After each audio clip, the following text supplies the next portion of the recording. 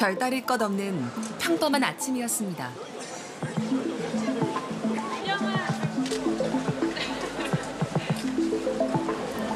약간 특이한 바둑대국이 예정되어 있을 뿐.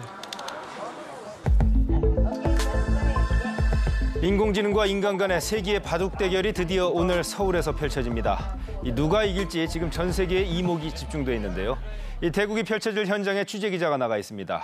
범기영 기자, 아무래도 가장 관심은 누가 이길 것이냐인데 이 범 기자는 어떻게 예상하고 있습니까? 네, 전체적으로 이세돌 구단이 조금 우세하지 않겠느냐 이런 관측이 많아 보입니다. 하지만 역시 승부는 지켜봐야겠죠. 알파고는 지난해 10월에 유럽 바둑 챔피언인 판후이 2단과 겨뤘습니다. 내리 5판을 이기면서 5대 0으로 완승한 바 있습니다.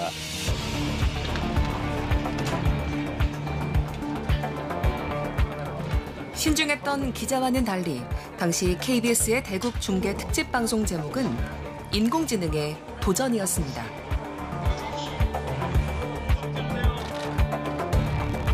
이세돌 구단도 여유 있어 보였습니다.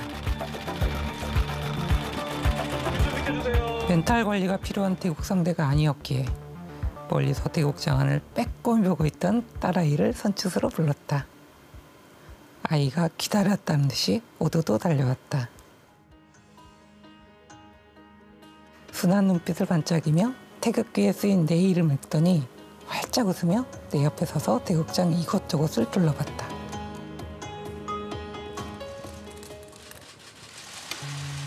하지만 연이은 패배. AI, 인공지능이 추상 전략 게임에서마저 인간에 능가한다는 사실이 명백해져 갔습니다. 그 수들이 의외로 굉장히 강력한 어떤 포석이었을 가능성도 없지는 않아요. 이 고수들이 연구 끝에 만약 그 수가 좋은 수로 판명이 날 수도 있죠.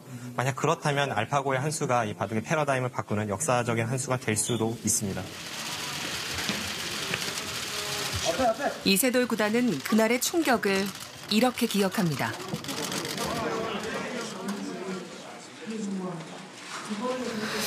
왜 그렇게까지 알파고를 인정하지 못하고 있었을까? 지금 생각해보면 바둑기사로서 일종의 거부감이었던 것 같다. 바둑에 있어서 컴퓨터 따위가 나보다 우위에 있다면 나의 세상이 무너지는 것과 진배 없었다. 그리고 나의 세상이 무너졌다. 보법이 다른 알파고는 결국 인간계 최고수를 4대 1로 꺾었습니다. 계산도, 추론도, 전략도, 전술도, 인간을 뛰어넘는 존재의 탄생. 결국 이세돌 구단은 돌을 내려놨습니다.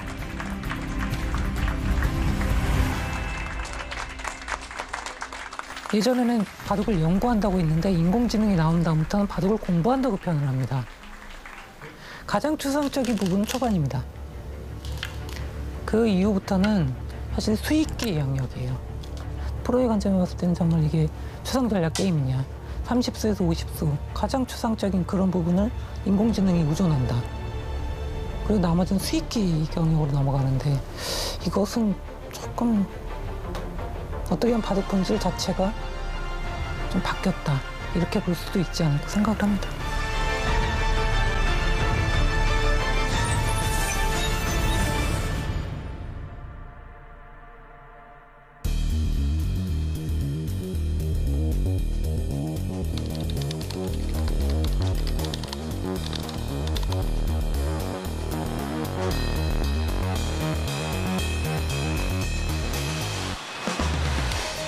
자동차 공장의 최신 생산 라인에서는 인간 작업자 찾기가 쉽지 않습니다.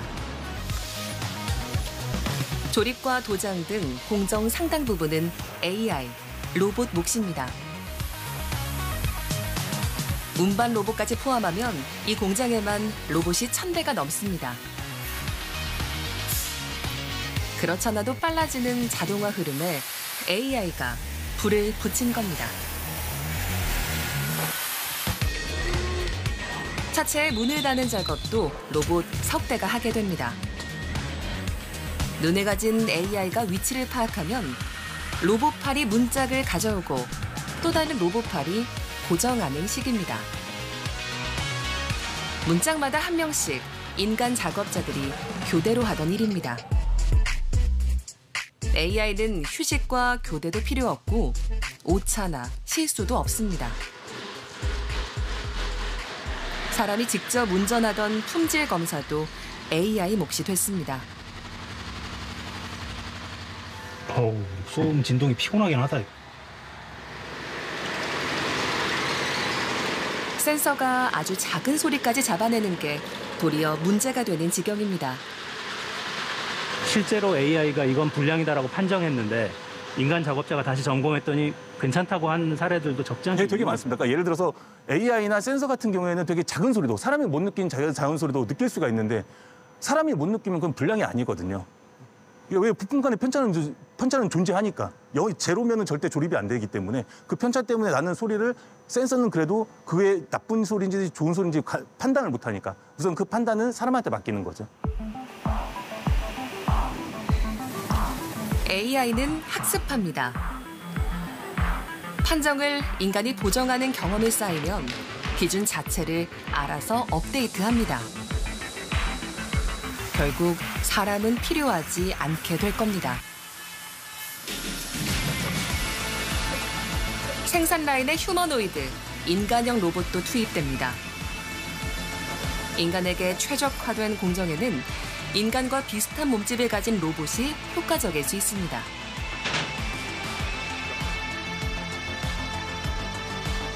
현대차뿐 아니라 테슬라 등 거의 모든 완성차 업체들이 같은 목표를 놓고 경쟁합니다. 더 낮은 레벨은 이제 모바일 로봇이라고 할 수 있고 AGV-AMR을 포함한 그다음에 이제 다리가 없는 이제 그냥 피킹, 팔만 달린 그래서 피킹하고 그리퍼가 달린 손끝의 힘을 이용해서 하는 이제 그 정도 로봇들이 실제적으로 적용된 모습들을 아마 보시게 될 것 같고 이제 뭐 테슬라나 이제 엔비디아나에서 지금 가고 있는 이미 많이 현차도 보스턴 다이너믹스가 이제 보여줬던 그 휴머노이드 같은 경우는 또 아마 조만간 보시게 되지 않을까 생각하고 있습니다. 완전한 AI 팩토리 안에서는 인간 노동자가 생산 라인에서 일하고 있지는 않겠군요, 최소한. 저희가 그림은 그걸 AI로도 한번 그려봤거든요. 그 AI에게도 역으로 물어봤습니다. 네가 생각하는 미래 공장을 한번 그려봐. 근데 사람이 있더라고요. 네. 사람이 보통 그 AI가 그려준 이미지를 보면 사람이 감독관처럼 이 주변을 이제 뭐 어떤 모바일 기기 같은 걸 들고 이렇게 돌아다니거나 이제 모바일 로봇들이 밑에 지나다니고 공장에 막 하고 있는 부분을 이제 약간 감시, 감독, 이게 모니터링하는 정도의 인력이 이렇게 배치돼 있고 이제 그런 이미지를 그려주더라고요. 그래서 이제 뭐 저희 같이 일하는 분들끼리 웃기도 했지만 저도 이제 그렇게 될 거라고 생각을 하고 있습니다. 공장에 남은 로봇 감독관들은 현재의 생산직 노동자와 같은 사람일까요? 밀려난 인간 노동자들이 재교육받고 재취업을 한다 해도 예전 일자리만한 곳일까요?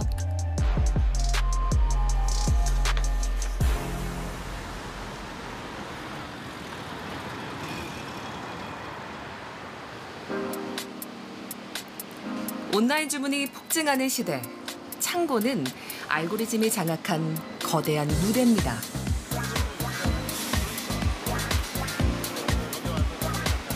소비자가 주문을 넣으면 AI가 곧장 반응합니다. 사다리에 팔이 달린 형태의 AI가 선반 사이를 오가며 물건을 꺼냅니다.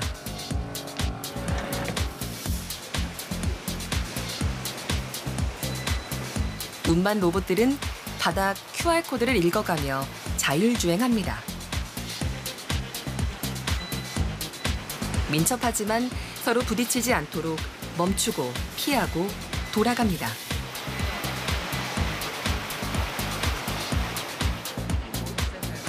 AI가 방해받지 않도록 인간들의 작업 공간은 철제 울타리 밖으로 제한됩니다. 효율은 이미 3배가 됐습니다. 유일한 병목은 인간 작업자 앞입니다. 많이 바뀌었죠. 제가 처음에 여기 일을 하러 왔을 때는 선반에 진열되어 있는 물건들을 제가 직접 움직여서 카트를 끌고 가서 물건을 와야 된다면 지금 여기 같은 경우에는 직접 제 앞으로 물건을 가져와 주니까 훨씬 편하게 업무를 할 수 있습니다. 10명 정도 인원이 필요했다고 한다면 지금은 훨씬 속도도 빨라지고 하다 보니까 한 3명에서 4명 정도 인원으로도 같은 물량을 좀 정리할 수 있는 것 같습니다.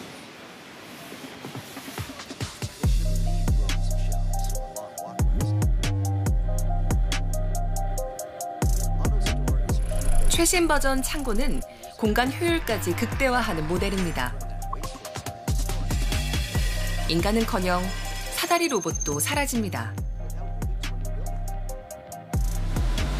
수직으로 쌓아 올린 상품 위로 AI가 돌아다니면서 직접 물건을 꺼내 운반합니다.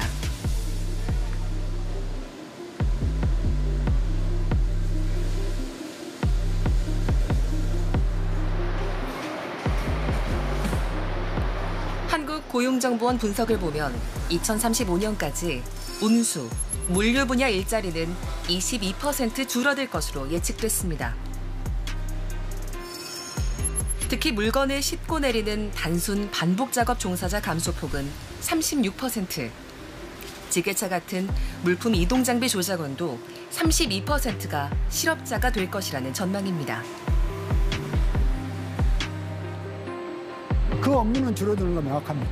반대로 이 고도화함에 따라서 새로운 인력 수요가 너무 많기 때문에 저희의 과제는 어떻게 이 분들을 이 고도화된 영역으로 바꿀 거냐의 문제고, 그거는 어떻게 보면 이 물류 산업의 불가피한 과정이라고 이해되고요. 저희들이 고도화하고 우리 직원들을 이 과정 속으로 흡수함으로써 고용을 근본적으로 바꿔가는 과정을 저희들이 진행을 하려고 합니다.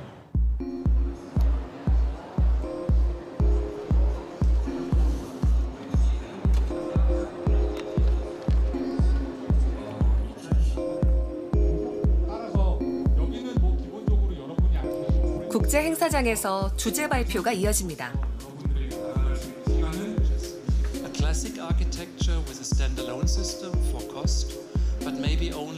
청중의 시선은 휴대전화로 향합니다.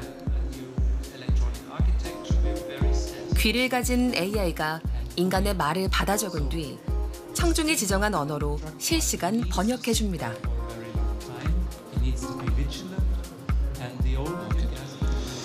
In Europe and also in some areas, North America, it's mainly there for reducing accidents and increasing automation. 수십 개 언어로 동시 통역도 문제 없습니다. 하지만 표정과 몸짓, 말투 같은 비언어적 요소, 말 이면에 더 넓게 존재하는 맥락을 AI는 알 길이 없습니다. 컨퍼런스장에서 인간 통역사분들 같은 경우에는 뭔가 연사들의 어투나 아니면 영사들이 강조하는 부분들을 정확히 찝어가지고 음성으로 이렇게 말을 해주시잖아요. 근데 텍스트로 보는 AI 번역 이런 서비스 같은 경우에는 그런 면이 조금 없다 보니까 약간 아쉬움을 느끼기도 했습니다. 하고 이제 릴렉스하고 있어. 예술의 아름다움이나 외교 협상의 예민함과 보안성, 또 기업의 운명에 걸린 대화를 기계 통역에 기댈 수는 없다는 주장도 꾸준합니다. 일방향 회의라든지 정보 전달성, 굉장히 팩트 위주의 정보 전달성 회의라면은 뭐 사용될 수도 있을 것도 같아요. 정보 전달을 하다가 또 토론을 하고 서로 의견을 주고받고 뭐 등등 여러 가지 상황이 있기 때문에 그런 상황은 어떻게 기계가 해결할까요? 그거는 좀 불가능하다고 봐서 기계가 사용되는 곳들이 있을 것이고 그다음에 사람이 필요한 곳이 있을 것이고 그렇겠죠. 마치 유명한 셰프가 한계가 있다 해도 AI는 인간 통역사들에게 위협입니다. 프리랜서 통역사 35%는 이미 일이 줄었다고 답했고 단가가 내려갔다는 응답도 19%였습니다. AI는 행사장에 머물지 않고 언제 어디서나 의사소통을 돕는 개인화된 비서로 진화하고 있습니다. 이게 네트워크 환경에 상관없이 자연스러운 통역을 제공해야 되는 게 필요한데요. 저희도 이제 글래스라든지 아니면은 반도체 결합을 통해 가지고 사람들에게 좀 더 자연스러운 통역을 제공하려는 그런 연구를 하고 있습니다. 기계가 장벽을 낮춤으로써 시장은 열리고 그 열린 시장에서 사람들이 더 많은 활동을 할 수 있을 거다라고 보는 거죠. 아이언맨 곁 자비스 같은 존재가 현실이 된 세상에서 통역사들도 혜택을 함께 누릴 수 있을까요?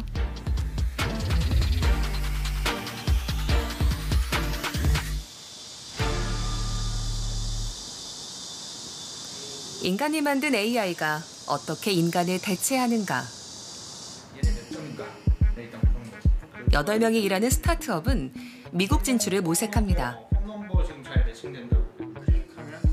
예전 같으면 큰 돈을 들여 시장 조사와 법률 자문을 의뢰했겠지만 이젠 AI에게 묻기만 하면 됩니다. 데이터에서 패턴을 읽고 최적의 결론에 도달하는 능력은 이미 인간을 뛰어넘었기 때문입니다. 업무 관련 이슈는 어떤 것들이 있는지도 리서치를 해줘. 이런 식으로 이제 바뀌는 거죠. 딥리서치처럼 많은 사이트를 한꺼번에 뒤지기도 하고 그 다음에 어쨌든 얘는 시간 제약을 별로 안 가지고 굉장히 긴 시간 리서치를 해주는 애다 보니까 이런 식으로 저는 한 번에 많이 좀 바뀌는 편이에요. 동시에 앱 개선 작업을 진행합니다. AI만으로 하는 이른바 바이브 코딩입니다.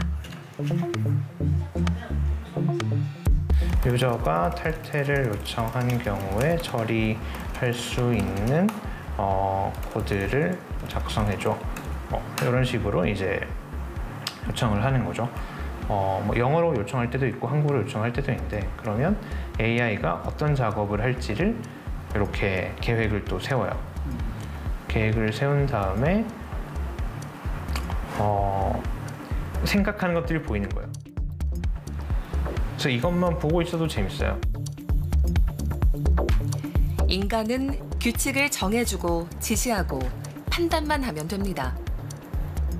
코딩 효율은 인간의 10배 이상이라고 합니다. 여기에 그 accept과 reject이 보여요. 그럼 이제 올라가서 이게 이제 방금 이 친구가 작업해 준 거예요. 원래 있던 코드에 그게 추가된 거죠? 추가된 거예요. 그러면 이거를 이제 보는 거죠. 얼마나 잘 작성했는지. 그래서 이거를 보고 잘했어 라고 하면 accept을 누른 거고 못했어 라고 하면 네 그거를 이제 없애는 거죠. 금전, 자녀우는 서로 어떤지 대표 한 사람이 해외 시장 조사와 코딩 작업을 동시에 하는 동안 광고 기획부터 제작, 집행, 광고 효과 측정까지 디자이너가 혼자 진행합니다. 알겠습니다. 이런 것들이 이제 AI로 만든 영상들인 거죠. 그래서 예전에는 이런 걸 촬영하려고 해도 뭔가 배우 섭외부터 뭐 편집 이런 것들을 해야 되는데 이런 짧은 광고 소재들은 이제 꽤 효율도 잘 나오고 이런 것들로 이제 사람들이 반응이 있는 거죠. 실제로 구매가 나온다는 것들이 좀 있는 거죠. 구매 전환값 이런 게 다 그렇죠. 그렇죠. 돈을 얼마 써서 구매가 얼마나 나왔다라는 것들이 다 보여지는 거죠. 예산 조정이나 타겟팅. 예전에는 예를 들면 이런 소재는 뭐 30대 남자한테 보여줘야 돼. 30대 남자한테 예산을 얼마 더 쓰고 이런 것들은 AI가 너무 잘해서 사람보다 더 잘하기 때문에 이런 것들은 이제 끝났다. AI로 다 넘어갔다라고 보여지는 곳들도 있고. AI 도구를 사용해서 한 사람이 동시에 여러 업무를 합니다. 부서도 직급도 무의미한 수평적 형태의 조직입니다. 수십 명씩으로 이루어진 부서 8개, 심지어 8개 사내 기업이 있다고 해도 이상하지 않은 효율입니다. 인재 전략은 구성원들이 AI를 더 잘 쓰게 만드는 쪽입니다. 특히나 어쨌든 모든 기업들이 그 인건비가 가장 큰 코스트이기도 하고 또 한국에서는 뭔가 이런 채용과 해고가 쉽지 않다 보니까 신중한 의사결정을 해야 되는 것들도 있어서 신입사원 채용하는 것들이 점점 더 약간 생각을 많이 하게 되죠. 이게 진짜 AI로 할 수는 없을까 이런 생각을 많이 하게 되죠. 개별 기업들의 선택이 모인 결과는 신규 채용 절벽입니다. 미국 빅테크들이 매달 개발자를 몇 명 채용하나 하고 봤더니 피크가 한 2022년이었더라고요. 매달 3,000명 정도를 채용을 했었어요. 올해 들어와서는 실리콘밸리에서 지금 신규 채용이에요. 대학교 각 졸업한 신규 채용 개발자 숫자가 거의 0이에요. 이제 아무도 채용을 안 하고 있어요. 그리고 그게 남의 나라 얘기가 아니더라고요. 우리나라에서 이미 보면 판교에 있는 많은 기업들이 특히 신규 개발자하고 신규 디자이너 채용 올해 들어와서 거의 0명이라고 그러더라고요. 그 대신에 반대로 경험과 경력이 많은 개발자들의 몸값은 천문학적으로 지금 올라가고 있어요. 그러니까 완전히 양극화가 되고 있는 거죠. 물론 AI가 모든 일자리에서 인간을 당장 대체하기는 어렵습니다. 아직 기술이 충분히 성숙하지 못했고 싼 값에 대량 공급되는 상황도 아닙니다. 똑똑한 도구인 AI는 인간의 일을 돕고 있습니다.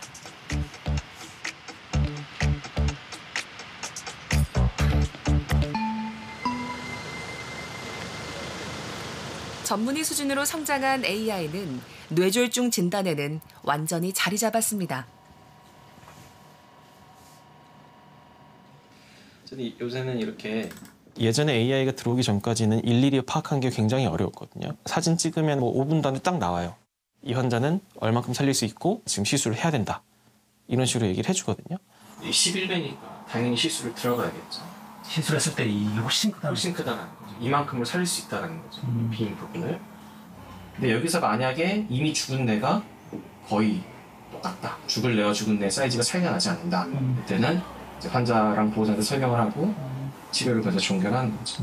예전에는 미국에서 만든 레피드 솔루션이 거의 다 했다고. 미국 진료 지침에는 AI 활용이 명시됐습니다. AI를 사용하지 않는다면 문제가 되는 시기도 머지않았습니다. 물론 진료 지침에 있는 것을 하지 않았다고 해서 의학적인 책임을 물을 수 없다라고 하는 게 다 적혀 있어요. 모든 진료 지침에는.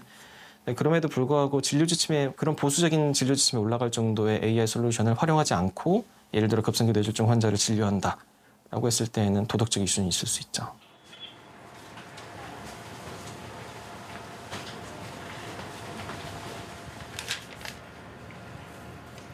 이 병원에서는 약품 운반도 AI 로봇이 대신합니다.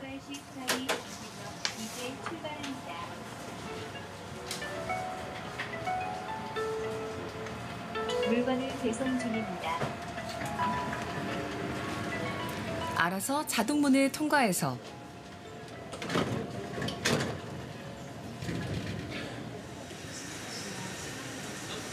복도에서 사람들을 피하고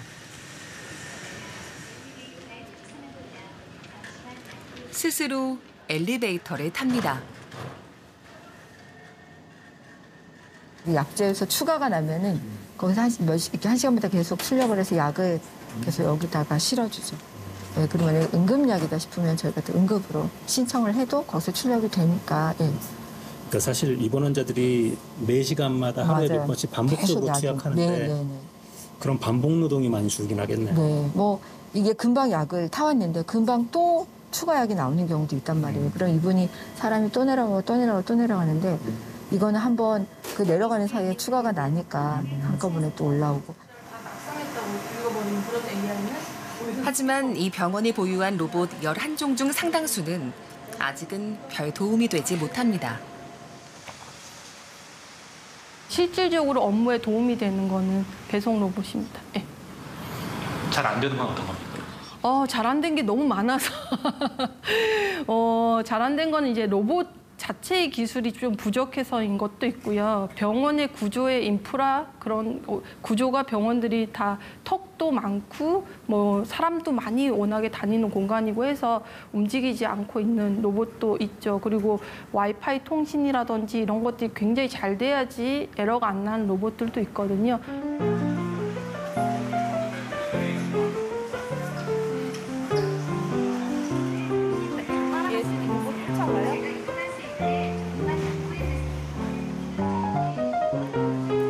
점점 진화하는 AI가 의료인들이 본연의 일에 환자와의 소통과 교감, 치료에 더 집중하도록 도와주고 있습니다.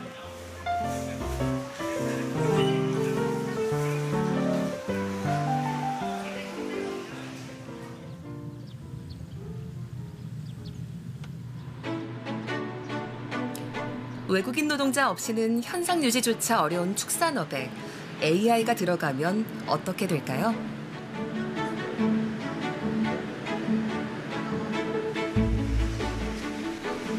돼지들이 지내는 방 천장에 카메라가 설치됐습니다. 이 안에 들어있는 전체적으로 잘 먹고 잘 크고 환경이 좋은 데서 정상적으로 자라고 있는 이 추세를 보는.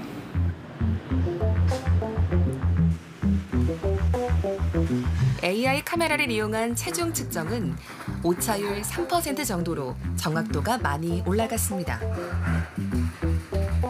여러 마리가 함께 지나가도 한 마리씩 무게가 기록됩니다. 사람은 재지 않습니다. 일일이 저울로 돼지 체중을 재는 것과 비교하면 시간이 크게 절약됩니다. 정확한 데이터는 곧 수익입니다. 페널티라든지 이게 돈가하고 우리 가격 받는 돈하고 영향을 미쳐요. 이게 저체중이 많이 나와도 돈을 까고 고체중이 많이 나와도 돈이 까이거든요. 일자리가 줄어들까 걱정할 사람조차 사라져가는 농촌. 어쩌면 AI가 가장 먼저 달려가야 할 곳인지도 모릅니다. 인공지능이 사람을 대체할 정도가 되려면 지식적으로나 이제 물리적으로나 그 모든 측면에서 인간이랑 대등한 수준까지 가면서 가격이 싸져야 완전히 대체가 일어날 건데 그거는 그렇게 하고 싶어도 사실은 갈 길이 너무 멀어요. 기술적으로 볼 때. 뭐 체중 측정하는 AI가 AR 고글에 들어갔다고 상상해 보세요. 그러면은 이 사람은 그냥 맨눈으로 봤을 때 돼지 체중을 구분을 못 하는데 그 고글을 쓰면 보이는 거죠. 체중이 예를 들어서. 그럼 이 능력은 20년 베테랑의 능력이거든요, 사실. AI가 단순히 뭐 사람과 적대적이다라기보다는 저는 그 일을 하는 데 있어서 AI가 도움을 줘서 그 사람의 능력을 극대화시키는 이제 그게 현실적인 방향 아닐까 싶어요. 예. 그리고 그렇게 가고 있고 사실 AI 개발이. AI를 흔히 증폭기에 비유합니다. 인간의 능력을 키워준다는 뜻입니다. 실력 차이가 5이고 7인 사람이 있으면 2밖에 차이 안 나잖아요. 근데 여기에 앰플리파이어가 그러니까 증폭기가 10짜리가 붙어요. 그럼 이게 50이 되고 70이 되면 20 차이가 나잖아요. 20 차이는 크거든요. 5하고 7에서 2 차이는 작은데 20 차이는 크다고요. 그러니까 개인의 차이가 극대화되는 이 증폭기 때문에 일을 잘하는 사람은 훨씬 더 잘하고 훨씬 더 잘하게 되는 거죠. 거기다가 심지어 어떻게 되냐면 한 3하고 7이면요. 3은 곱하기 3을 해요. 7은 곱하기 10을 해요. 그 9가 되고 70이 되는 거예요. 이건 말할 수 없는 차이죠. 그러니까 잘하는 사람은 이 배수를 높게 가져가요. 간단한 실험을 해봤습니다.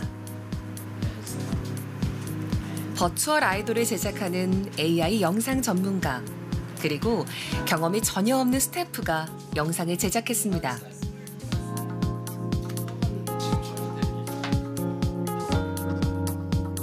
Pale face. 17 years old. 182. 좀 크게 할까요?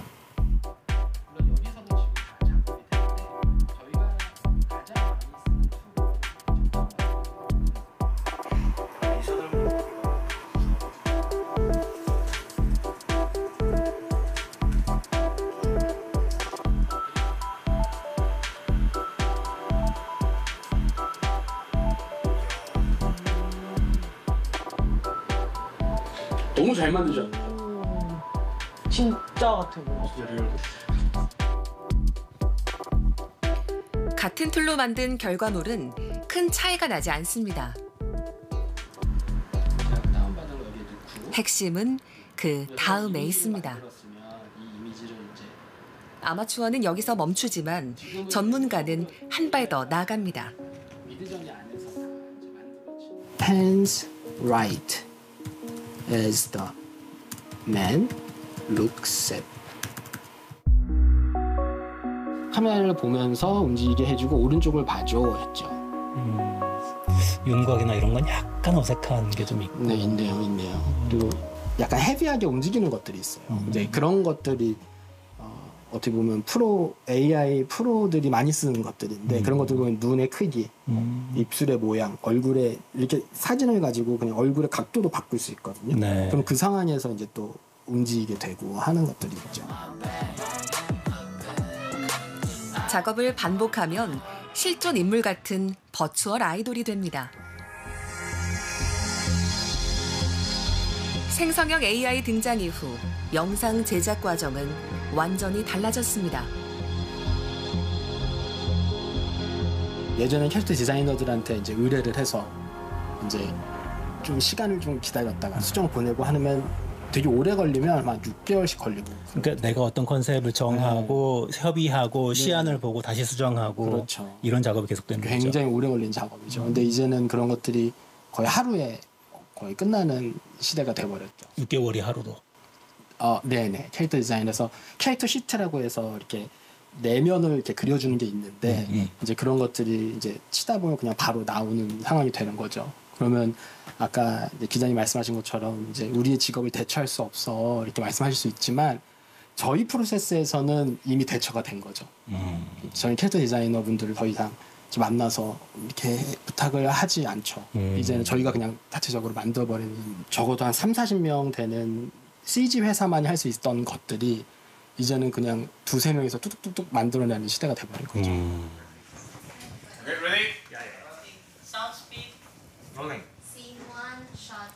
제작 현장에서는 다양한 실험이 진행되고 있습니다.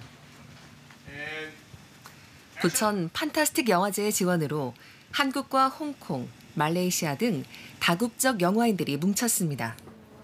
한 장면 한 장면, 조명, 음향, 연기, 촬영 모두 혼신의 힘을 다합니다.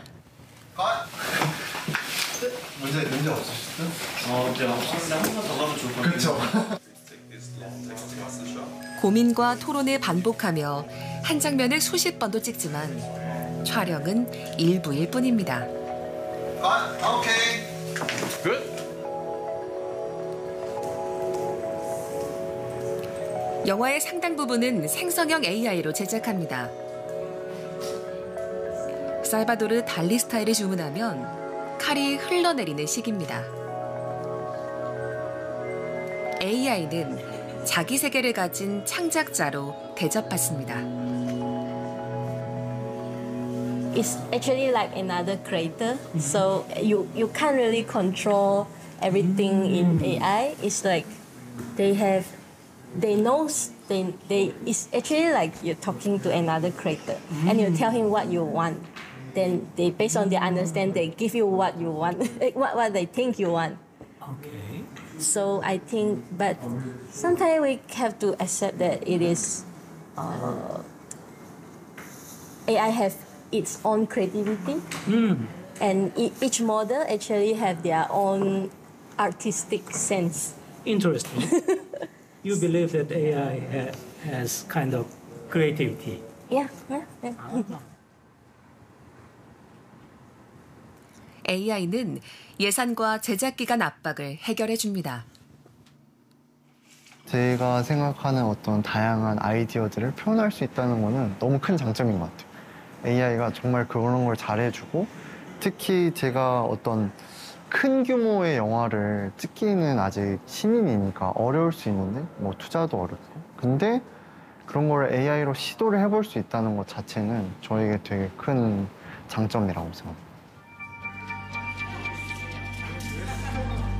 촬영 없이도 영화를 만드는 시대. AI는 노동에 덜어내지만 마지막 완성에는 여전히 인간의 감각과 손길이 필요합니다.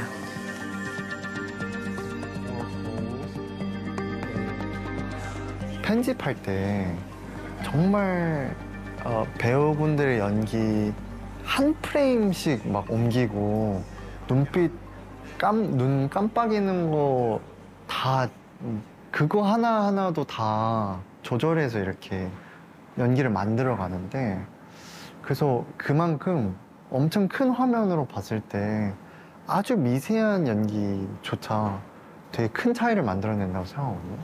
나머지 다 CG 처리하고 촬영도 다 AI를 해도 표정만큼은 배우 연기를 따서 넣을 수 있을 것 같다는 생각까지도 들어요.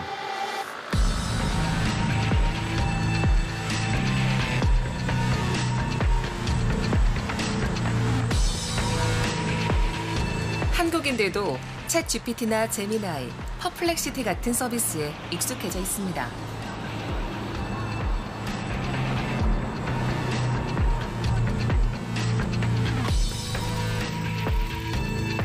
AI 순위를 보면 10위권 내에는 모두 미, 중 두 나라 모델입니다.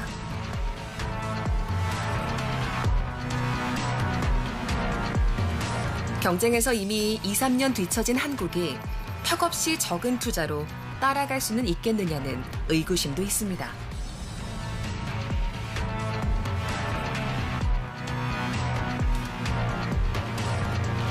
하정우 대통령실 AI 수석은 시사기획 창과의 단독 인터뷰에서 AI 주권 확보는 꼭 필요하고 또 해볼 만한 승부라고 강조했습니다.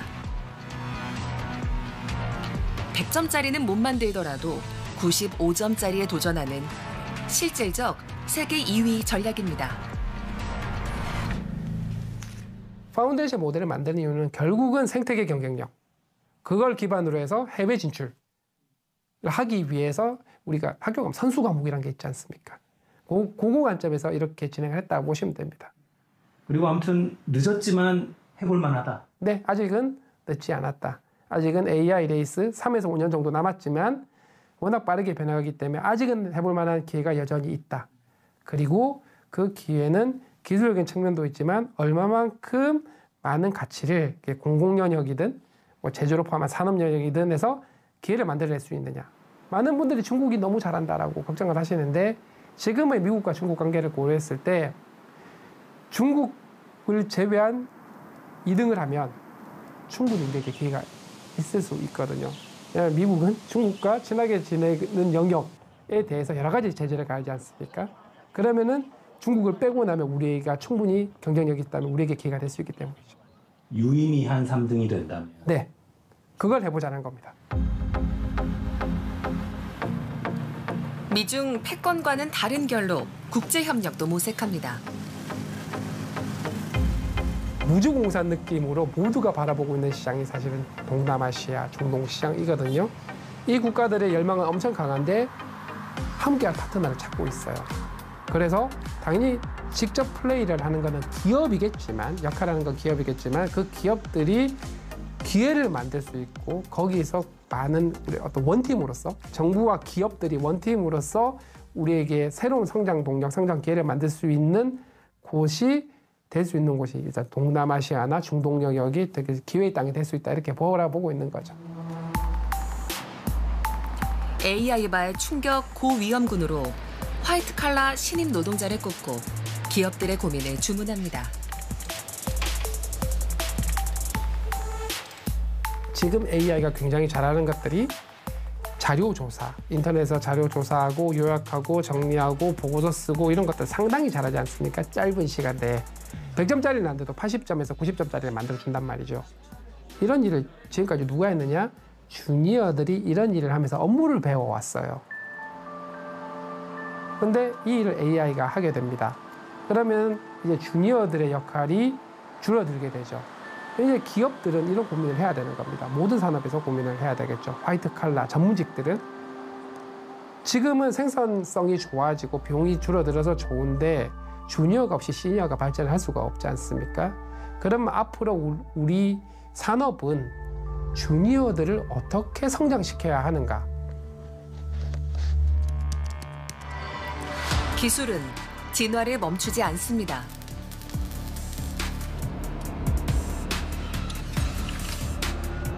결국 인간의 일자리를 위협할 겁니다.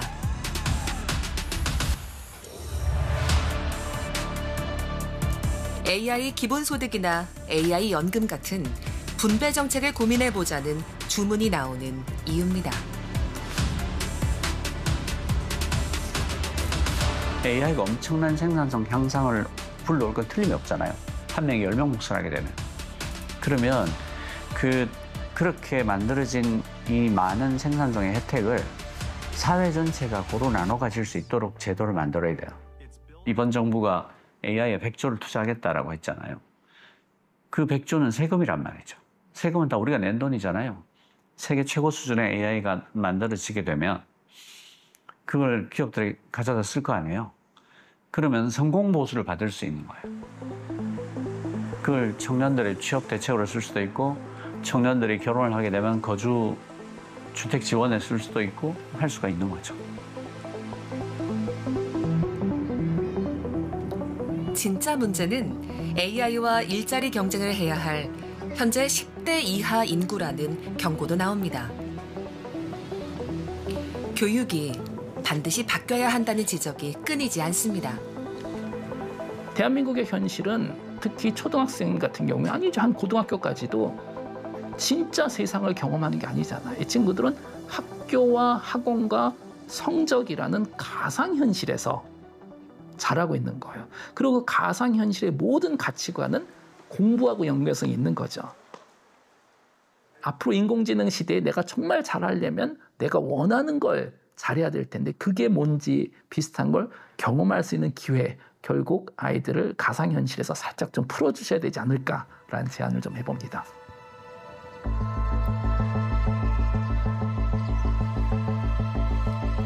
두려워만 할 일은 아닙니다. 다시 답은 AI입니다. 기회가 많고 아이디어 많은 사람들에게 끼지도 못했던 게임에 낄 수 있게 되는 거죠. 규모 때문에 뭐 어떤 걸 할 수가 없었는데 이제는 그 게임의 가치, 실력으로 붙을 수 있는 시대가 되는 것 같아요. 그러니까 예를 들어 막대한 자본이 들어가는 블록버스터를 내가 무명 감독은 만들 수 없었는데 그렇죠. 뭐 똑같지는 않겠지만 그런 비슷한 것들을 그렇죠. 목업을 해볼 수는 있겠네요. 그렇죠. 그리고 6개월 안에 거의 예전에 CG보다 더 그런 되게 돈 많이 들인 영화보다 더 좋게 나올 것 같다는 생각이 들어요. 지금 스피드로는. 1인 창업을 해서 뭐라도 뭔가 만들어서 한 달에 3만 원이라도 벌어보자. 근데 그거를 하려면 혼자 그래픽 디자인도 해야 되고 개발도 해야 되고 뭐 마케팅도 해야 되고 뭐라도 결제라도 하려면 사업자 등록도 해야 되고 뭐 전체를 다 해봐야 될 거잖아요. 그런 경험들이 포트폴리오에 있는 사람들은 오히려 채용이 쉬울 거예요. 그래서 얘가 AI를 써가지고 혼자 완전 0부터 1까지 A부터 Z까지 다 해봤구나를 몇 가지 그런 경험들이 쌓여 있는 이력서라면 어느 회사를 가서도 굉장히 이제 신입이라고 하더라도 잘 채용될 수 있지 않을까. 그러다가 1인 사업이 잘 될 수도 있고 1인 사업이 잘 되면 뭐 당연히 이제 뭐 다른 데 취직할 필요가 없어질 수도 있고. 저 있잖아요. 먼저 말하세요. 저 그러니까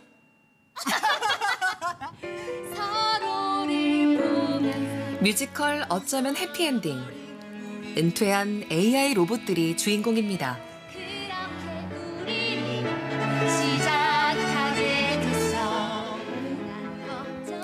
여성 로봇 클레어가 올리버에게 충전 케이블을 빌리면서 서로를 발견하게 됩니다.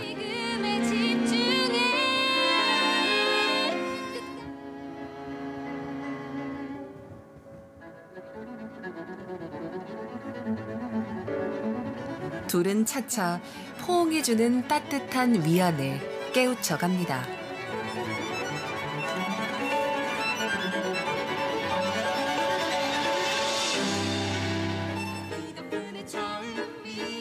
점점 더 인간을 닮아가는 로봇들. 그 로봇을 연기하는 인간 배우들. 미국 토니상 작품상을 받은 이 뮤지컬의 배경은 아주 가까운 미래의 서울입니다.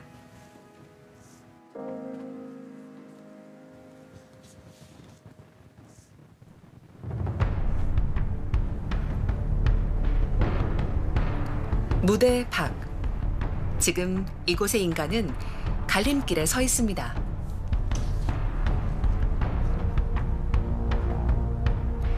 AI를 활용하며 준비할 것인가? AI의 지시를 받는 존재로 뒤처질 것인가?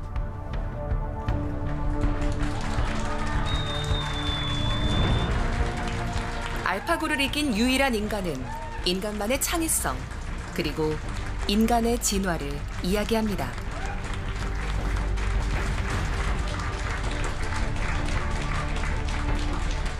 바둑처럼 룰이 명확하고 한정적일 때는 엄청나게 강력한 힘을 발휘하지만 뭔가를 만들어내는 그런 창조적인 부분에 있어서는 인간을 따라갈 수가 없죠, 사실은. 인간을 뛰어넘는 게 나온다면 모르겠습니다만 지금은 그렇지 않습니다. 앞으로도 당분간은 그럴 것입니다.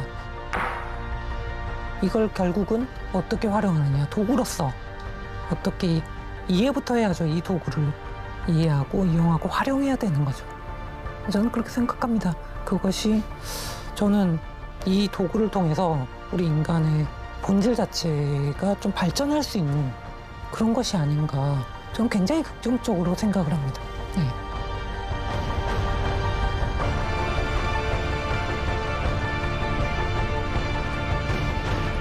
우리의 다음 수는 무엇입니까? 그 한 수에 엔딩이 달려 있습니다. Okay, camera one, stand by. We are live in 3, 2. Good evening. Tonight's top story is one of innovation and change.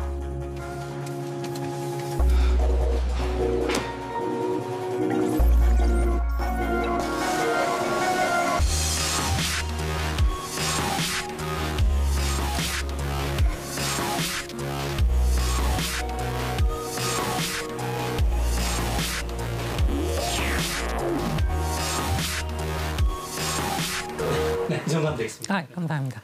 사모님 오늘 딸 생일인데 빨리 가셔야죠.